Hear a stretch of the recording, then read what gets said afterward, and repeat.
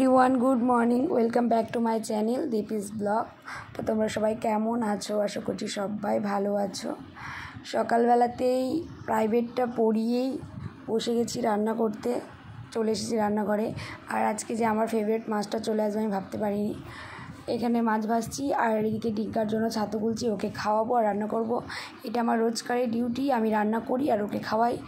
তো এই যে যেহেতু সকালবেলাতে ওর বাবা ইউনিভার্সিটি যায়, তো সেই জন্য আমাকে এতটা ছোটাছুটি করতে হয়। এখন তো বেশি ছোটাছুটি করতে হচ্ছে। আর এদিকে ডিঙ্কার মনটা খারাপ, কারণ আমি ডিঙ্কাকে একটুখানি বকে দিয়েছি।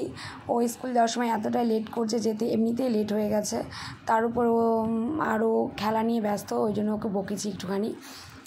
তো চলো রেডিও। তো ডিঙ্কাকে স্কুলে রাখতে যাওয়ার সময় এতটা প্রবলেম ফেস করতে হবে আমি ভাবতেই পারিনি। এত গাড়ি যায়, আজকে একটা গাড়িও পাচ্ছিলাম না, এমনিতেই দেরি হয়ে গেছে, তার উপর আবার গাড়ি পাচ্ছিলাম না।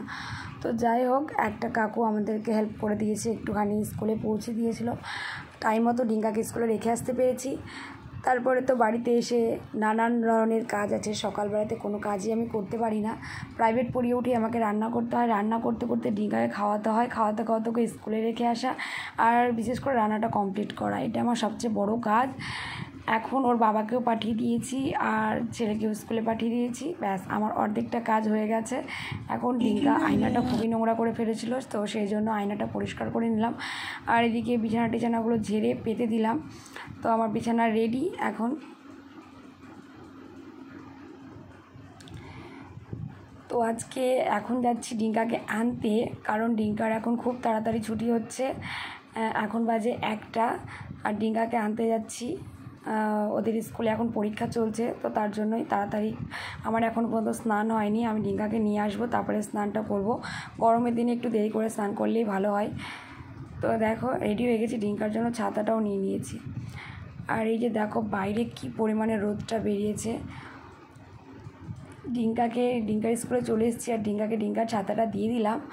আর এখন আমরা চললাম বাড়ির দিকে। আর এই রাস্তাটা দিয়ে যাচ্ছি, অনেকটাই ছায়া আছে, আর ওই যে ওটা হচ্ছে রোড দিয়ে গেলাম না, যে প্রচণ্ড রৌদ্র।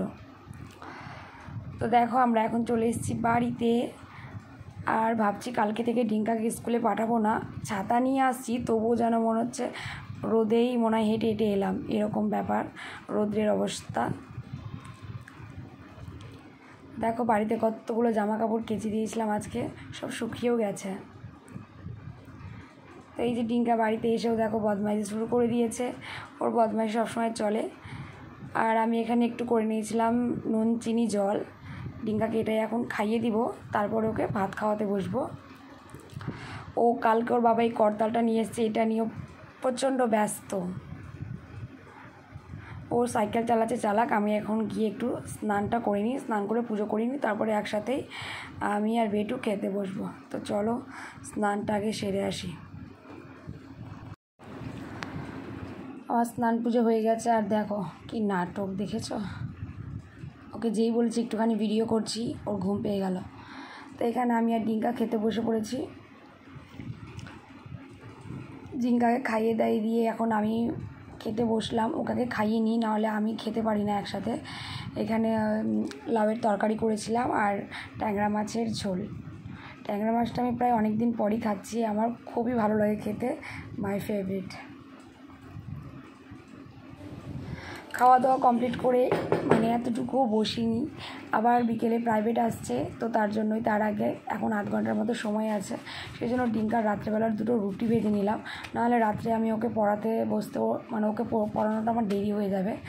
রুটিটা করে রেখে দিলে কি রাত্রেবেলা ওকে আমি ঠিকঠাক পড়াতে পারি। চলো আমি দেখো 2টো রুটি কিন্তু করলাম। চলো টাটা, দেখা হচ্ছে নেক্সট ব্লগে।